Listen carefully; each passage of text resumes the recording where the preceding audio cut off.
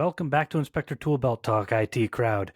So I'm excited today. We have a couple of guests here from a company called Premier Inspector Group, and we'll learn why I had to read that instead of just saying it off the top of my head in just a moment. But really excited. We're going to talk about business growth, which is the perfect podcast subject for a January. We're all thinking about it. How do we go about the whole rest of the year and get things going? But let's talk to Tom White and Joe Worthy. Hey guys, how are you? How's it going? Pretty good. Hey. Doing very well. Happy to be here with you, bro. Oh yeah, I'm super stoked to have you guys on. We've been emailing back and forth a little bit. You guys reached out to me and just had some fantastic ideas. And I saw on the board behind Tom as we were talking, smallest viable market. And I just knew the three of us were just going to have a great time and come out with some really good actionable items for our listeners. But tell me a little bit about you guys. What's your arrangement here, your business, and why is your company name actually even changed? So I'll kick it off and start out, and then Joe will put in his piece as well. So we both initially started off as solo inspectors. I got into the business about 3 years ago after time in the military, working as a defense contractor after being in the Army, and I got tired of making a living constantly deployed. I did like 19 deployments working with AFSOC, Air Force Special Operations, and it was a rat race. So I just punched a bunch of numbers. It took me years, but eventually I honed in on already having a love for real estate anyway, and just decided to go for it. I didn't make a backup plan. I didn't do anything like that. I had no aspirations to work for anybody. And then I came home back in May, I think of 21 or 22, I can't remember now, and started a company called Precision Property Inspections. It was slow, as most people understand if they've ever started out as an inspector, either working with someone or definitely they know if they started their own business. And then went to a networking event and met Joe. And then I'll let Joe kick in on his side of things. Yeah, so we met at this networking event. It was a networking event for realtors, which they never show up. So it was just us. I thought actually Tom was a roofing company, and I was looking for a roofing company to put into my portfolio for vendors. And I was like, "Hey, are you a roofing company?" He's like, "No, I do home and stuff." He's like, "Oh, all right." So we talked a little bit about it, and he let me know he was starting out. So I was like, "Well, if you need any help, just let me know." So about 2 weeks later, he reached out and said, "Hey, I need a little bit of help. I need to get started somehow." So I was like, "Oh, great. We'll help you out." So I was going to just, whatever I had for overflow, we just kind of kick in some stuff. I was very friendly in the market. Everybody's got business. There's always enough to go around. And then probably about a month later after that, I got diagnosed with cancer. And Tom happened to be there at the right time. He, just true military fashion, grabbed the helm, took over, and just ran the business while I was down for 6 months. And from that point on, we just partnered, and it's worked. We ran it as two companies. And then last year, it got so convoluted and difficult for not only us, but for our clients. We were like, we just got to merge this. So we merged it into one company, and Tom came up with the name of Premier Inspector Group, and that's what stuck. And we've been running it ever since. So I just want to pause right there because that's a beautiful thing that we've talked about in this podcast for years. You went to a network event to meet agents, but you met an inspector. One of the things we should do for inspection growth or company growth this year is network with other home inspectors. I personally have found a lot of success meeting and knowing and helping other inspectors. There's been times where I'm like, "Hey guys, my truck broke down. I have a flat tire on the highway and I'm not getting there." 2-3 guys would be like, "We got you covered, Ian." And they don't even ask, "What are you going to pay me?" I've had times where guys are like, no, I was just going to do it. I'm like, "No, here you go, man." That's a beautiful thing. And that has obviously helped the two of you. Yeah, it was, I didn't know what I was going to do. But again, it's, my wife and I always say that things happen for a reason.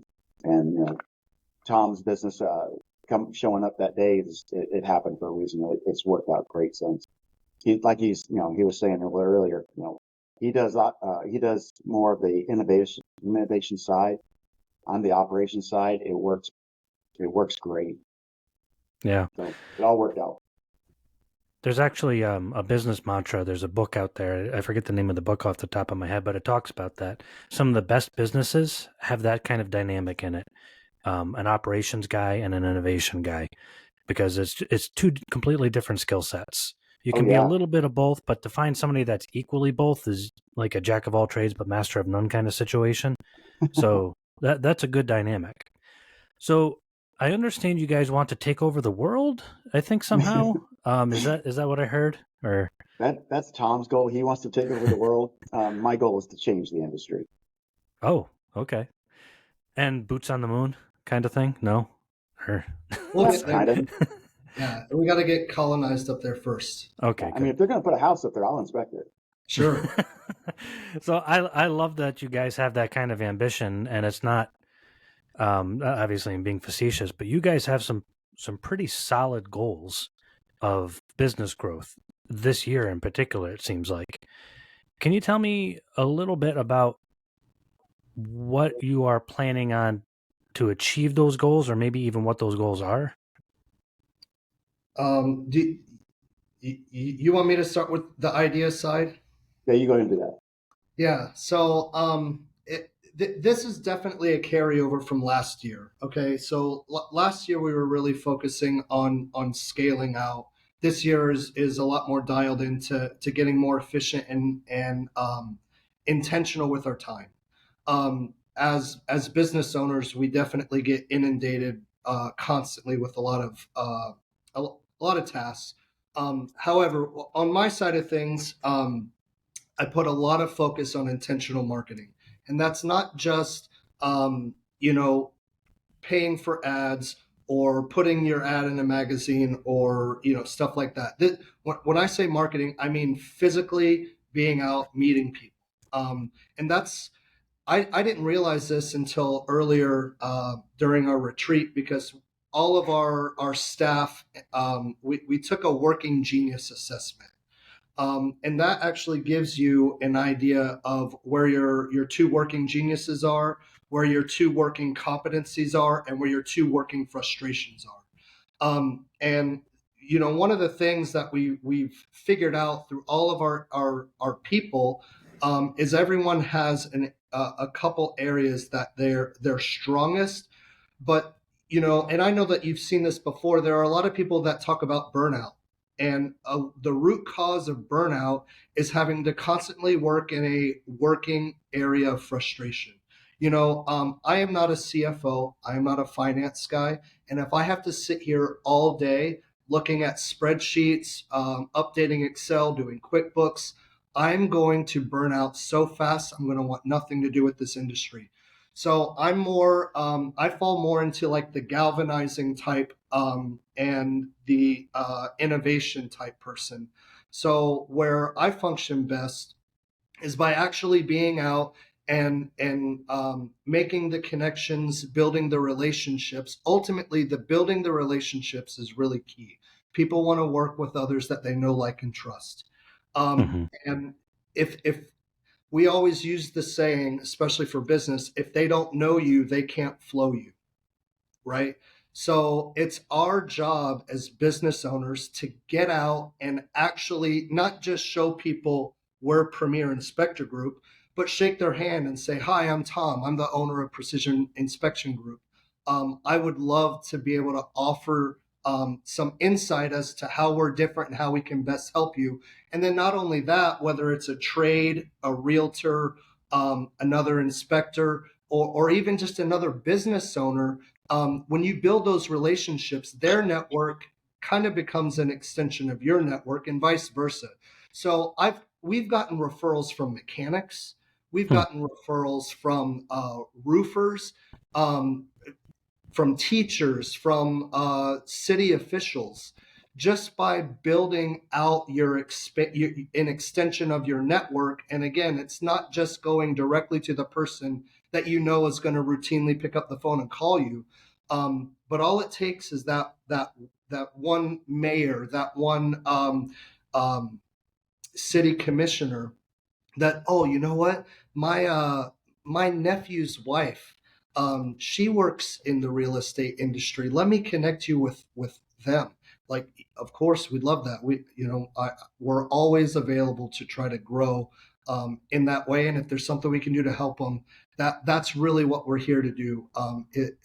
Business exists to solve problems. So if you're short-sighted enough as a business owner to be doing this because you're only following the dollar and chasing the buck, you're really selling yourself short, and you probably won't last in the industry very long. You really need to structure your business around solving problems.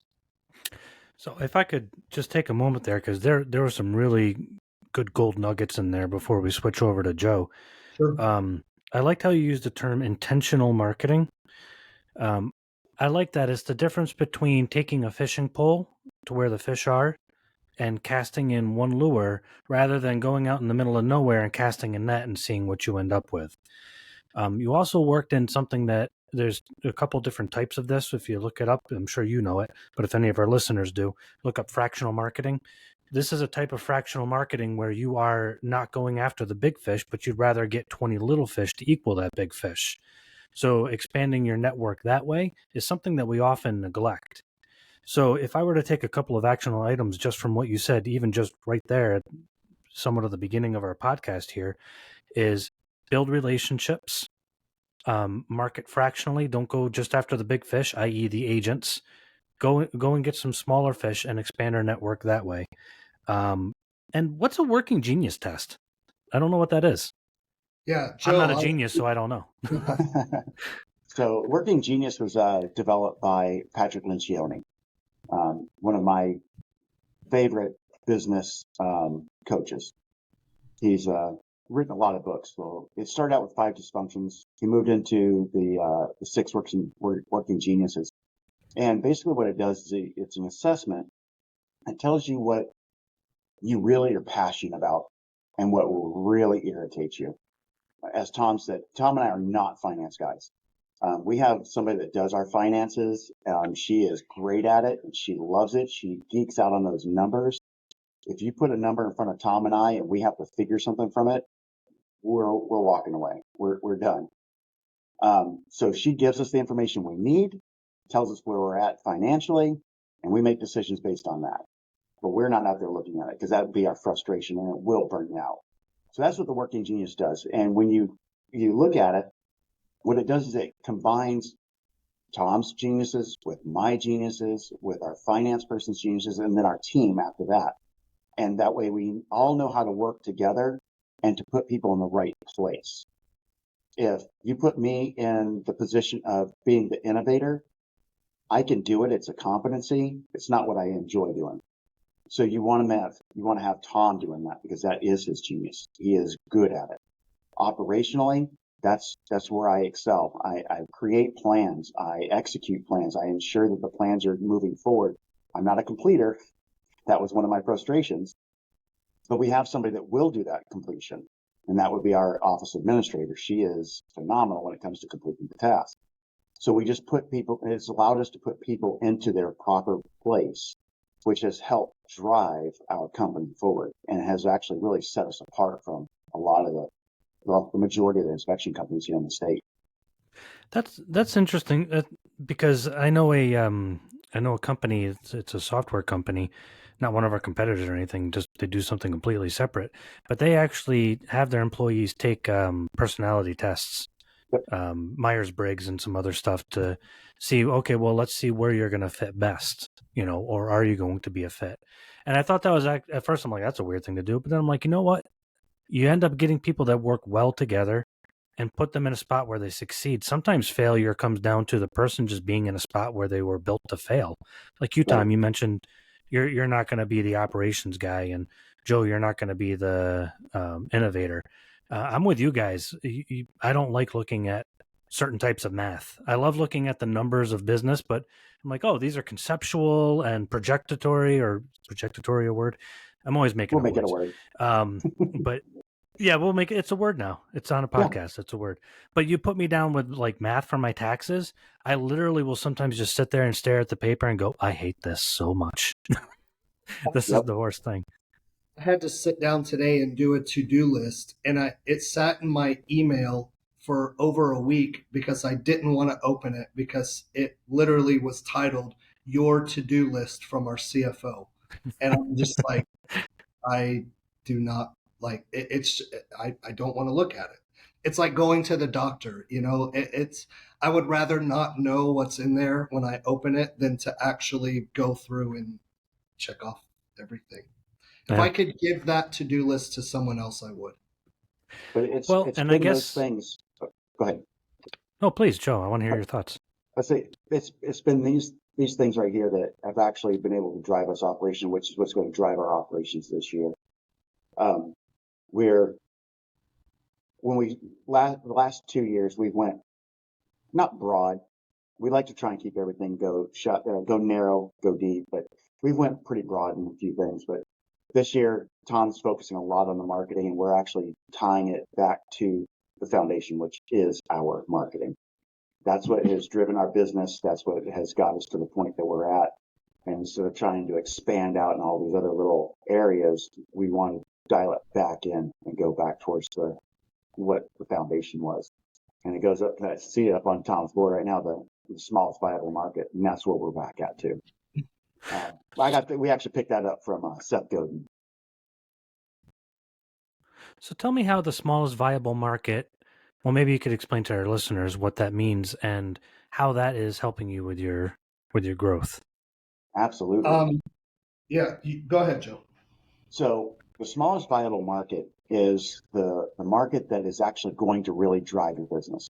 As you just said earlier, you can go out in the open and just cast out a wide net and hope that you grab something. But if you find the smallest viable market, that's the market that you associate with. They become your tribe. If the premise behind it is people like us do things like this. And if you can find your market that does that smallest viable market, if you can cater yourself to them, make them feel important because they are, they drive you. They're going to find other people that do the same thing, and they're going to offer you out those referrals. They're going to be your best sales approach. They're going to find the market for you. Instead of walking out there and going to these giant conferences with 400 real estate agents and tossing out cards out into the wild and hoping somebody calls you, you're actually targeted and saying, I do a great job for you. If you know somebody that's like you, that wants business like what we do, refer us out. And that's how you grow it. Unbeknownst to us, that's what we had been doing for the last 3.5 years. And it wasn't until I read This is Marketing by Seth Godin that I realized that that's what we've been doing, and we got to get back to that. And so that's the focus this year, the smallest viable market. So that's a beautiful strategy. So basically, it's the difference between doing a conference with 200 people and taking one agent out to lunch, would you say? Yeah. Yeah. The agents right now, I mean, brokerage, every inspector listening to this will totally relate. Brokerages look at us like piggy banks. Can you sponsor this breakfast? Can you sponsor this lunch? We'll give you 5 minutes to talk. You're going to talk to a group of 20 agents. They're probably not going to call you. But if you go out to lunch and you find an agent that you met along the way and you hit it off, that's your tribe. That's your smallest viable market. They're going to promote you. Mm-hmm. Okay. That's pretty fantastic. I think that's a really actionable item for our listeners to make that a goal. Did you have something, Tom, before I continue with my ramble? So one of the again, I'm a big analogies person. So the way that I translate that, and I'll give you a good example for it too that everyone can relate to, is I call it there are riches in the niches. Mm-hmm. So do you have the real estate agent that says anywhere in the metro area, I'm the agent for you. I go north, I go south, east, west, 150 miles, it doesn't matter. And there are inspectors that do that too, versus do you see the agents that are like, I only work on the north side, or I'm an east side only.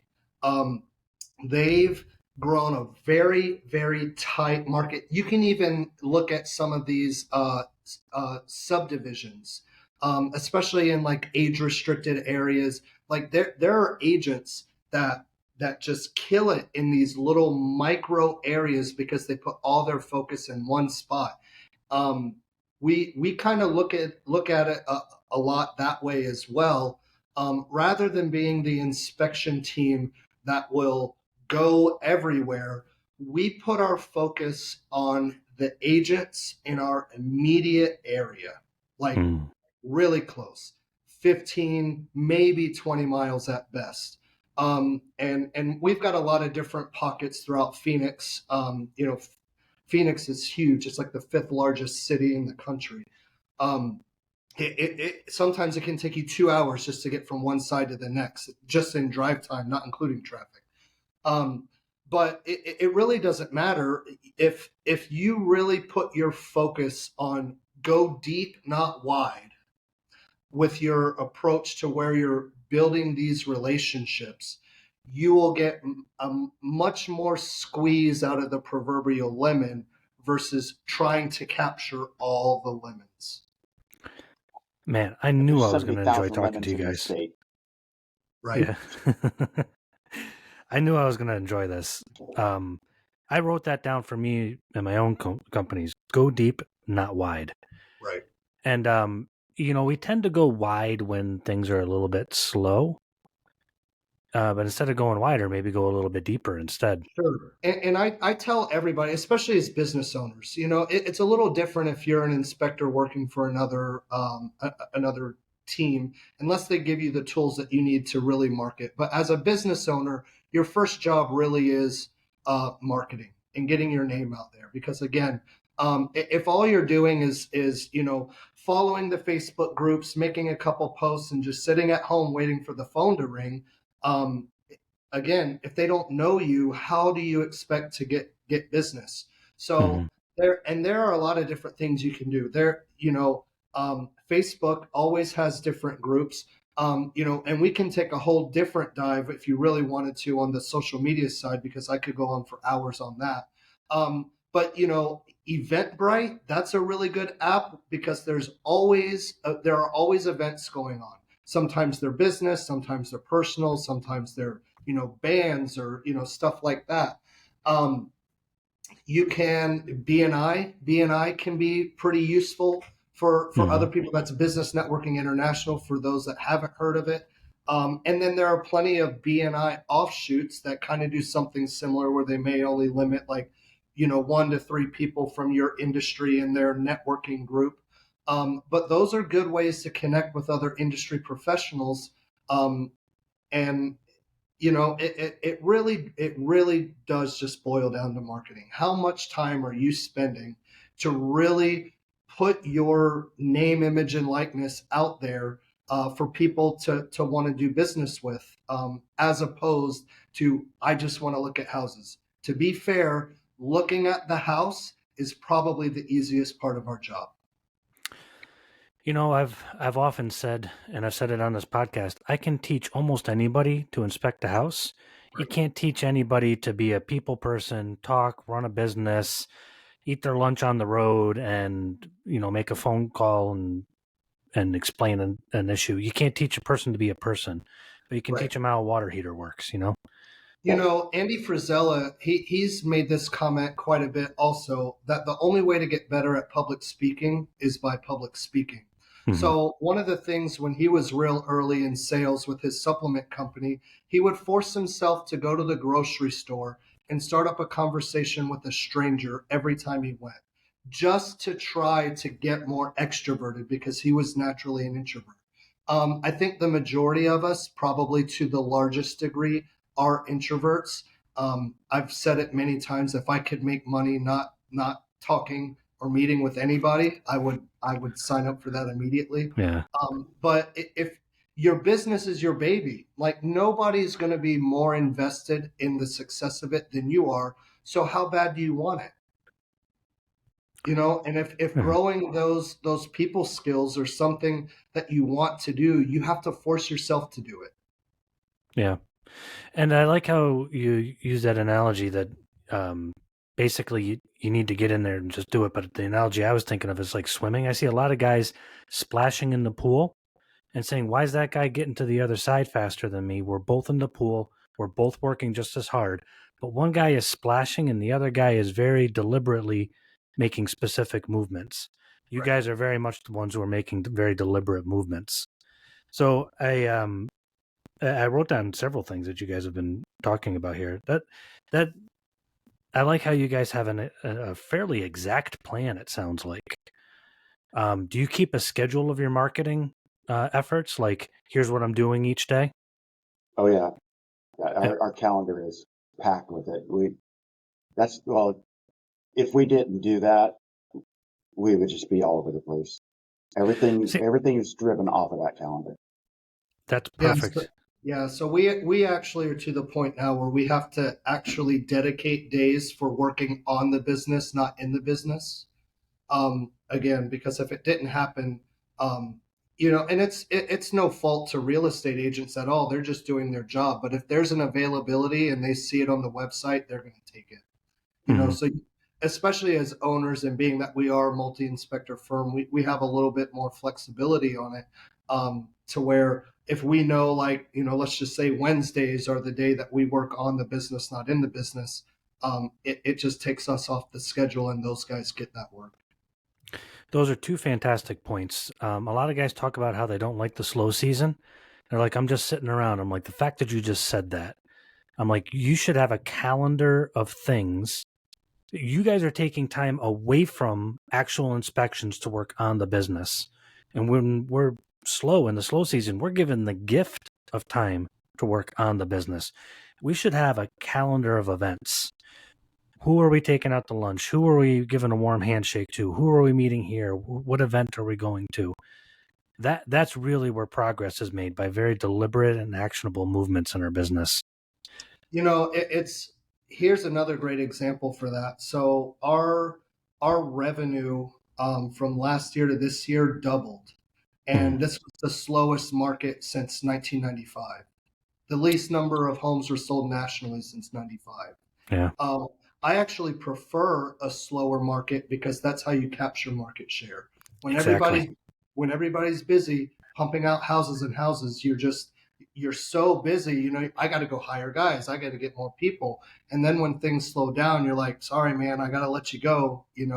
I largely prefer the down market, Hmm. quote, in order to grow the business. That's really where you grow. Slam dunk. We talked about that on a podcast almost 2 years ago now. And we used the illustration of when there's farming's good, all the farms are booming. Then when there's a drought, they all go out of business. Farmland is cheap. You buy it and you might sit on it for a couple of years, but once the rain comes back, you're sitting on the largest share of the farming community right there. That you guys are taking great advantage of a nationally slow market. That's great. I, I think that one of the, talking to several of the home inspectors out here, it's such a solopreneur industry. So Hmm. many people just want to be a solo guy, but they hit a threshold where they don't go any further. They're the technician. That's all they're doing. They're out there, they're inspecting. They want to get bigger, but they can't because they don't know how. And I think one of the biggest reasons why is because they don't work on their business. Tom and I made a decision early last year that we have to take a day and we have to work on the business. So it took a little bit, but Tom and I both now have an admin day. Wednesdays are our admin day. We do not go out and do inspections unless it's something where we absolutely have to, but we make it up by giving ourselves another admin day. Today is my admin day because tomorrow I end up with an inspection. Um, but we have to have one admin day per week because we have to work on this business. If you don't do that, you will not grow your business. You can't. It's not possible. And I think that a lot of inspectors either ignore that, forget that, or don't know that. Yeah, I mean, it is probably one of the most neglected parts of what we do as a business, especially when we're busy. Like I think Tom or Joe, you mentioned before, when we're busy, we're just cranking stuff out. We're like, okay, life is good. We don't think about, all right, but I'm working myself like a dog. If in 2 years this continues, am I going to be able to keep up this pace? Or what if the market goes down a little bit? Or what if that agent that refers us 20 inspections every year goes out of business and now we're down 20 inspections a year and our numbers are going off, and that happens 5 times. There's a lot of what ifs. And Yep. admin day forces us to, I'll admit, you guys are better than me. I don't know if I've ever done an admin day. So I'm preaching something that I am terrible at, but I love the idea of it. Because when I've actually brought my businesses to the next level is during the slow times when I have a forced admin day. I'm like, okay, I have me and my other guys, we're just standing around. Let's figure something out. What do we do? How do we market? And then we figure out something new. We're like, oh, well, that worked. I wish I had done admin days like you guys do. Well, So, real quick, we sat down when I originally started the business. I sat down and I started from the very backside of it. What's my exit? Where do I want to be at the end of this? I have a time frame. I know what I want to do, and I just reverse engineered it. And part of that comes from having that work on the business. If you don't work on your business, you can't have an exit strategy because you don't know what your exit strategy is going to be. You can't plan it. So, do you just want to work until you're 75? Hope for the best? Do you want to sell your business at the end of it? You're going to turn it over to your children?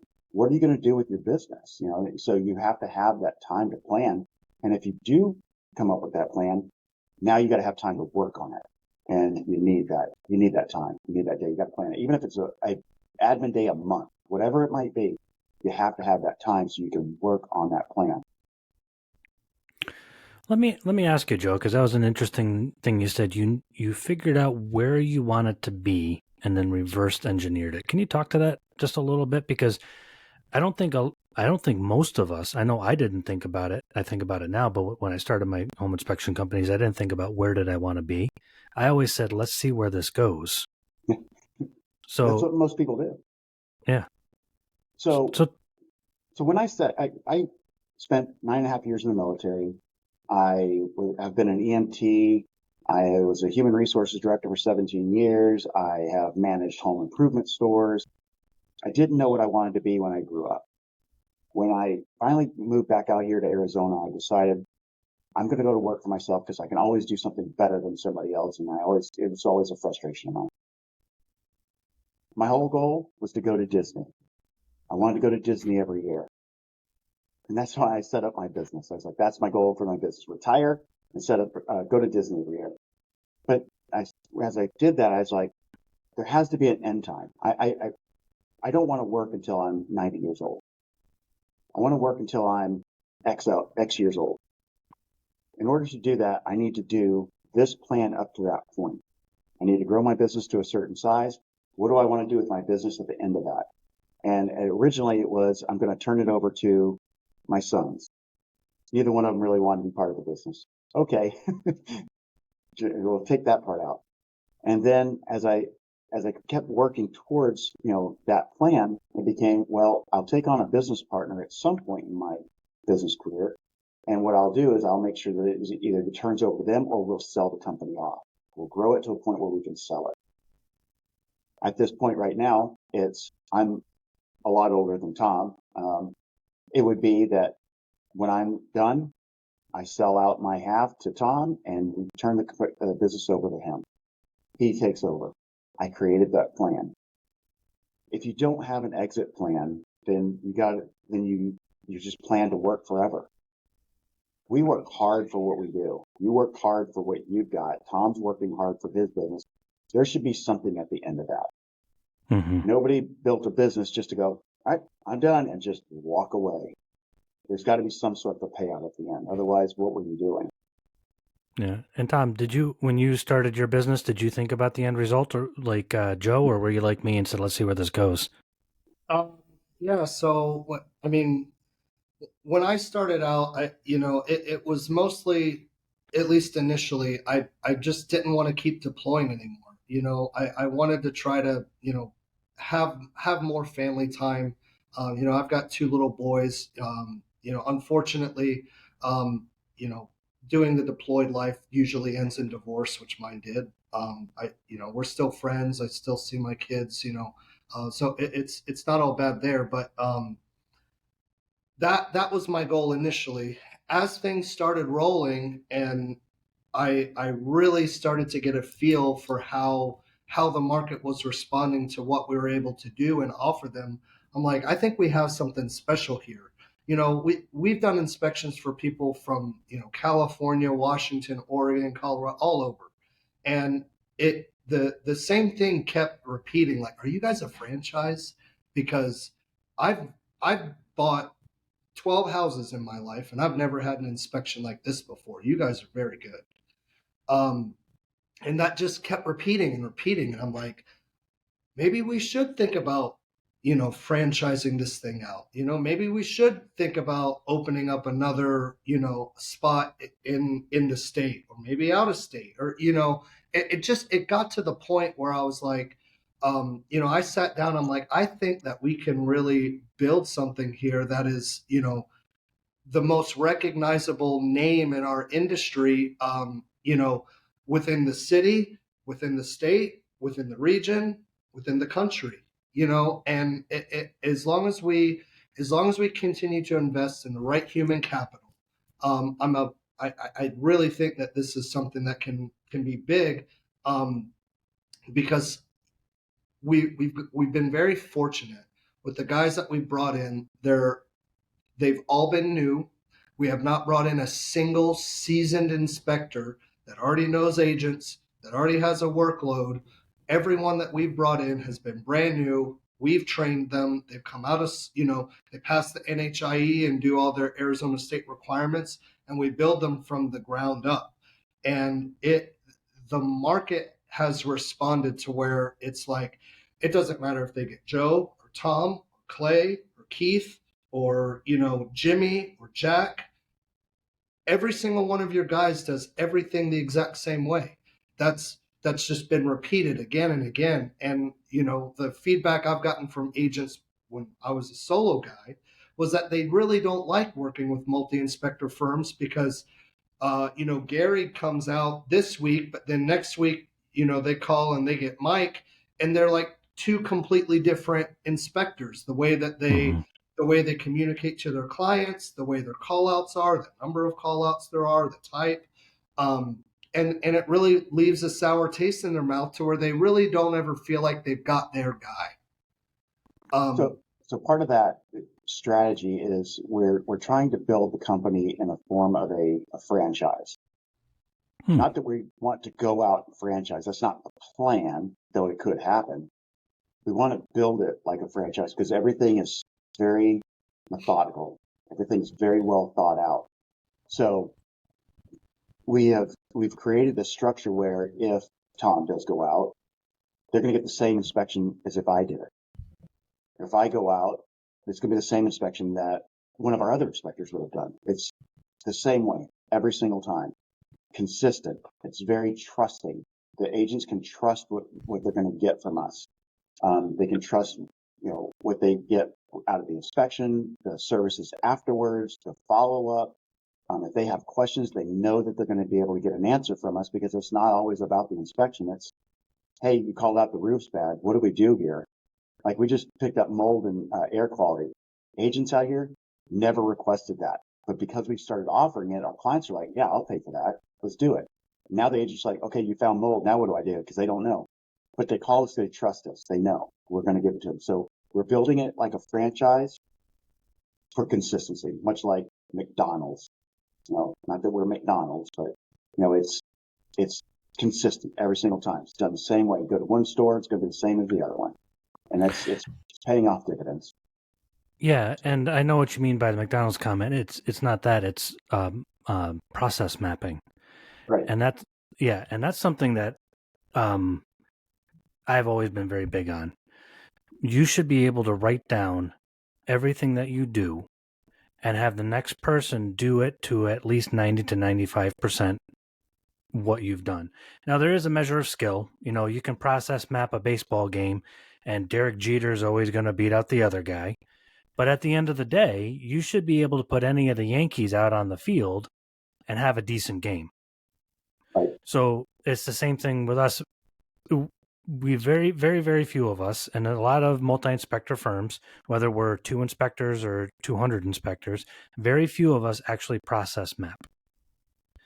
And if we actually did, we would find that we get more consistency, which people want. We love consistency in general. I want to go to a restaurant that I go to up here in New York and Arizona and have basically the same meal. Is it going to be slightly different? Sure. But I want it to be basically the same and feel good about that. Yep. So interesting. So I actually wrote down a few things from you guys because I have tons of nuggets here from gold nuggets here from our conversation so far. Intentional marketing. I like that. And mixing it in with fractional marketing, getting our network wider by multiple different means instead of casting a wide net always. I'm going to take the working genius test, guys. I'm going to see how that works out. And I'm going to find that I'm working, but not a genius, I think is going to be my results, but we'll see. Let us know what you find out about yourself. Yeah, I will. I'll let you know. There is knowing Bill Cosby quotes like considered a genius or no? I don't know. It means something. Yeah, it means something. I actually don't know Bill Cosby jokes. Anyways.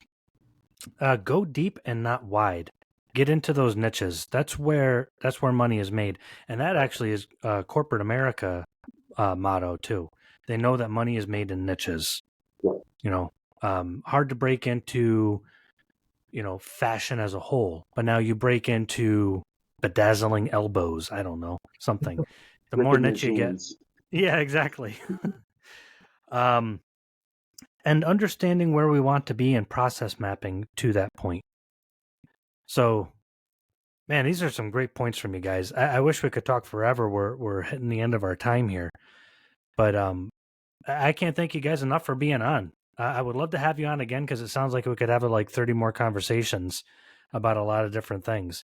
But you guys are heading in the right direction, and just really appreciative that you shared some of your wisdom here with us. Thank you. Sure, completely honored to be on. Yeah, no, and it's great. And any of you guys, if you ever have questions, you can follow us on Instagram at Inspect with Premier. Shoot us a DM. Let us know what you think. If you have any feedback, or even even if you just work in the industry and have questions, we'd love that. Tom and I love to mentor. We love to offer help in any way. So we're always open to questions. Nothing's a secret. It's an open book with us. We'll help out in any way. That's incredible, and that's why guys like you succeed. You help others, and you work hard in your own industry. So thank you, Joe, Tom. You have a great one, and hopefully we'll have you on again here soon. Appreciate it. Do it. Thank you.